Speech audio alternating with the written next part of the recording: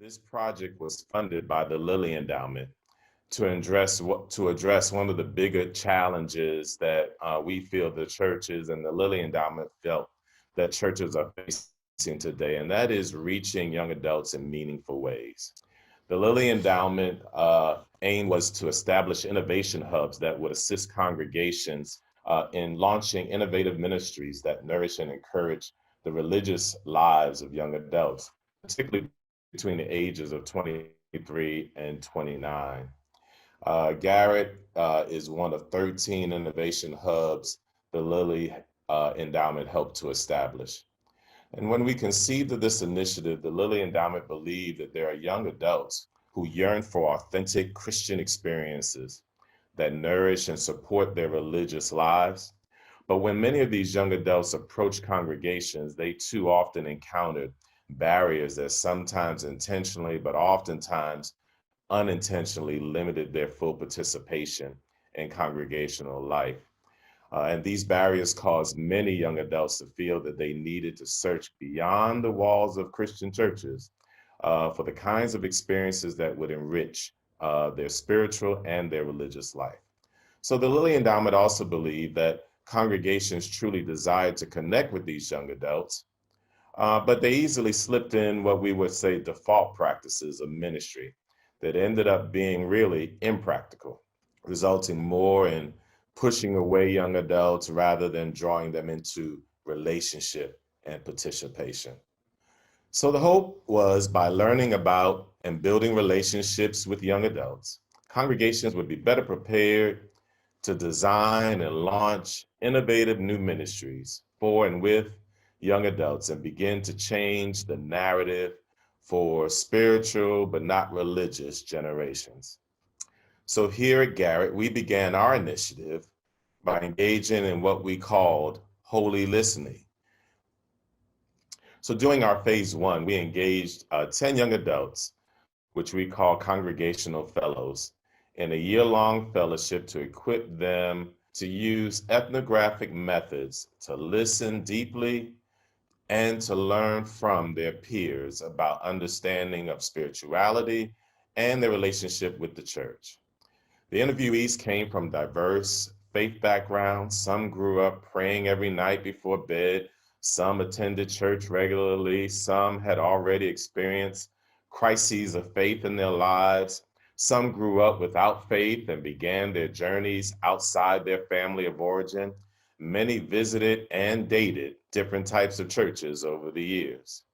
And so, as our fellows poured over the transcript that of the interviews that they had taken, as they sat and listened together for the themes that were emerging, these following themes were the ones that emerged frequently from the data that we gathered. One theme was welcoming and accessible. Interviewees found communities where they felt accepted, being themselves, places where they felt truly seen. A second was relevant and relatable leaders. Interviewees valued pastors who take the time to cultivate relationships with them. And they hoped that pastors would be approachable and be approachable role models that they could emulate and with whom they could connect. A third theme was relationships, connection, and community. Our interviewees appreciated being seen, known, remembered, and sought out. They wanted to feel cared for without judgment and feel connected to God in community that in a way that was powerfully drawing them. And a fourth was spiritual practices, where they were already creating and adapting forms of prayer and ritual to fit their schedules and lifestyles and preferences. And they were interacting with prayer as a way of encountering the world, as a way of managing stress and anxiety. And we're going to talk about that a little bit more later on. The fifth theme was social justice oriented, where they were discovering congregations struggling to interpret the gospel through the lens of issues such as racism, mass incarceration, sexual orientation, gender identity justice, poverty, and climate change. And These kinds of congregations were attracted to them. A sixth theme was painful past experiences of the church. We found that many of our interviewees spent a period of time as what we term church refugees after experiencing Christian communities that were limiting, painful, and unfortunately, they grappled with belief and longing and belonging, and sometimes felt ambivalent about their identities as Christian, which also tied into this last theme, ambivalence about the Christian label. There were some of our interviewees who hesitate to call themselves Christian, being acutely aware of the stigma of the label and wanting to avoid being associated with folk who do not share their values. There were also some who struggled with not being Christian enough. But I want to argue radical hospitality describes churches that strive without ceasing to exceed expectations, to accommodate and include and walk with and stand with others. Hospitality is not just or simply being kind and polite. Hospitality is really being transformative.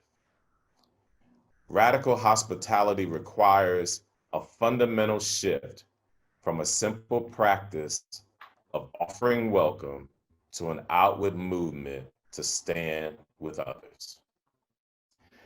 And I really do hope that young Black women will view faith and spirituality as vital resources when facing microaggressions. I also believe that Black girls will develop practical and spiritual tools to deal with the microaggressions they face on a daily basis. And I just want to conclude by sharing how being a participant on so many different levels of the Thriving in Ministry with Young Adults, Holy Yearnings, Holy Listening, and Holy Partnerships project has inspired me to continue my work as a burgeoning professor, scholar, practitioner. I have learned, and now I know, I thought it before, but now I know that I can create and cultivate spaces where Black girls can be free. What gives me this reassurance? It was the fact that I was able to connect with other young adults, other millennials who were doing what Reverend Dr. Katie Geneva Cannon has called us to do. She's a womanist theologian who has gone to be with the ancestors. She called us to do the work our souls must have. And we have been doing that work by embodying and enacting what we imagine the world to be, how we imagine the justice-filled world to come into being through our active faith and our actions within or outside of the church. The series titled Thriving Ministry with Young Adults is both descriptive and aspirational. It is one way of framing the work we are doing with our Lilly-funded Innovation Hub.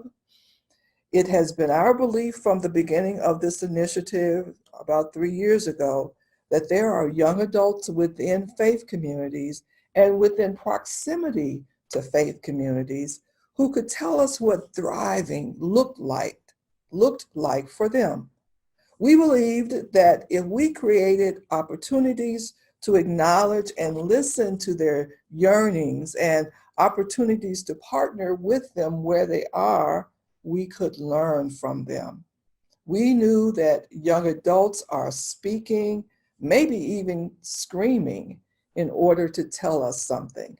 They are living into the promise of Joel chapter 2, verses 28 and 29, and Acts 2, that read, your daughters and your sons will prophesy. The ancestors must be laughing, Dr. Barbara Holmes wrote. How could we have forgotten so easily that prophets arise in every generation?